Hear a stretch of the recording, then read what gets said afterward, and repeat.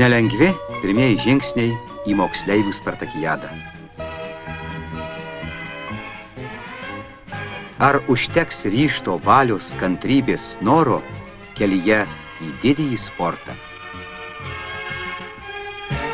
Sportininkai rungtyniavo Vilniaus, Kauno, Klaipėdos ir Trakų bazėse.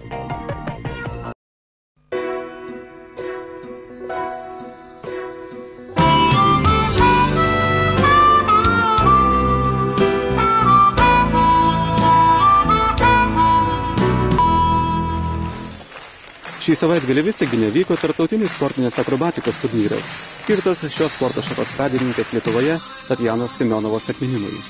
Jame dalyvavo Anglijos, Vokietijos, Čekijos, Lenkijos, Latvijos, Baltarusijos ir Lietuvos sportininkai. Mūsų šalies atstovai iš 7 rungčių laimėjo 3, užėmė po 2 antrasias ir 3 vietas bei 1 ketvirtąją. Kaip visada pasižymėjo vyrų pora Viktoras Kalininas ir Aleksejus Mališevas. Šiais metais Europos jaunimo čempionate laimėjo 3 aukso medalius. Mišri pora pasaulio čempionato prizininkas Sergejus Jeremkinas ir Marina Lukjanova bei šuolininkas, daugkartinis Lietuvos čempionas ir tarptautinių varžybų nugalėtojas Aleksandras Barkovas. Visi jie Visagino sporto mokyklos auklėtiniai.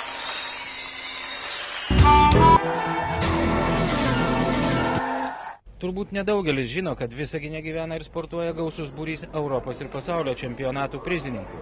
Čia, Lietuvos pakraštyje, apie sportinę akrobatiką žino kiekvienas. Kasmet Visagine vyksta svarbiausios miesto ir visos Lietuvos sportinės akrobatikos varžybos – atviras Baltijos šalių čempionatas. Šios varžybos jau senokai tapo tradicinėmis. Šiemet jos surinktos 8 kartą. Nuo 94-ųjų jos skirtos nusipelniusiai Lietuvos mokytojai, ilgametiai sportinės akrobatikos mokyklos direktoriai Tatjanai Semionovai atminti. Šiemet į šią mokyklą, beje vienintelę specializuotą akrobatikos mokyklą ne tik Lietuvoje, bet ir Baltijos šalyse, susirinko beveik 100 sportininkų iš 6 Europos šalių – Lietuvos, Rusijos, Baltarusijos, Ukrainos, Lenkijos ir Vokietijos. Reikia pasakyti, kad šįmet susijungus tarptautiniams sportinės akrobatikos ir sportinės gimnastikos federacijoms, akrobatika gavo naują impulsą. Atsirado galimybė dalyvauti olimpiadose. Tiesa, Sidnėjuje į programą įtraukti dar tik tai šuoliai ant batuto, bet Atėnuose jau pamatysime ir akrobatinių šuolių varžybas. Todėl į šią rungtį labiausiai krypo visų dėmesys. Ryškus lyderis tarp suaugusiųjų čia buvo visaginietis Aleksandras Barkovas. Aukšti galingi jo šuoliai leido aplenkti artimiausią varžovą net 10 balų. Beje, Aleksandras Barkovas gavo geriausio šio čempionato sportininko prizą. Tarp moterų kiek netikėtai nugalėjo Diana Jefišova. Netikėtai todėl, kad ji yra vilnietė ir tai pirmas kartas lietuviškos akrobatikos istorijoje, kai ne Visagino sportininkai laimi varžybas.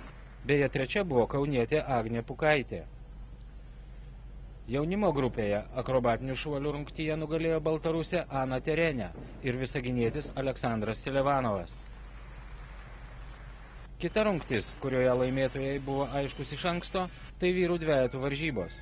Visagino atstovai Viktoras Kalininas ir Aleksejus Mališevas, Europos čempionai ir pasaulio sidabro medalių laimėtojai, neturėjo rimtų varžovų. Dar prieš paskutinį pasirodymą artimiausius konkurentus Lenkus jie lenkė 2 balais ir išėjo ant kilimo daugiau savo malonumui ir žiūrovų džiaugsmui.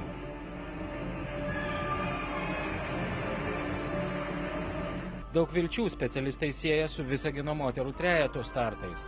Iš Jekaterinos Vasilegos, Tatjanos Romaniuk ir Marinos Lukjanovos kitąmet pasaulio čempionate laukiama medalių. Tačiau joms dar teks nemažai padirbėti. Šįkart jos liko tik antros. Geriau už jas pasirodė Baltarusijos trejetas. Moterų porų rungtyje mūsiškės dar gerokai atsilieka nuo stipriausiųjų. Čia nugalėjo Baltarusių pora Oksana Feoktistova ir Jekaterina Rakčejeva. Antrą vietą užėmė Rusijos atstovės Marina Butina ir Olesė Veslopolova, atvykusios net iš Tiumenės srities. Tiesiog sąžinė neleido nepakalbinti jų trenerės Tamaros Čmakovos. Mes Rusijoje apie šį turnyrą esame daug girdėję. Tarp mūsų sportininkų jis populiarus, čia visada puikiai organizacija ir aukštas lygis.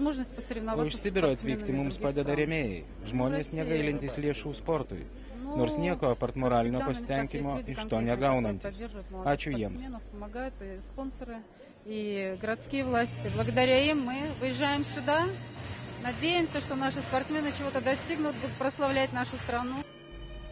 Vyrų ketvertų rungtyje konkurencijos nebuvo. Čia dalyvavo tik vienas kvartetas, svečiai iš Baltarusijos. Ši akrobatikos rungtis laikoma prestižinė. Čia didžiausios galimybės ir choreografinių, ir sportinių požiūrių. Specialistai ją vadina aukštuoju pilotažu. Deja, mes dar neturime tokio lygio meistrų. Mišrių porų varžybose nugalėjo irgi svečiai – vokiečiai Katlin Halung ir Markas Karsdorfas. Krito į akis puikiai čempionato organizacija.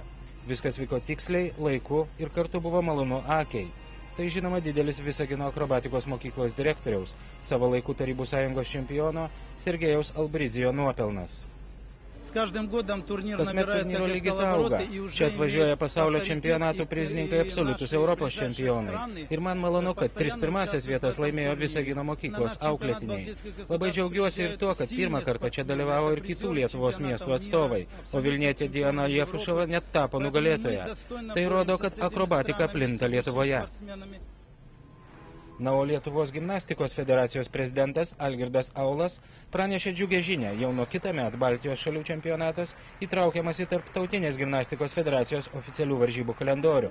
Ir nenuostabu, Visagine gyvena žmonės atsidavę šiai sporto šakai, puikūs akrobatikos specialistai ir garsina šalies vardą pasaulyje – Lietuvos vardą.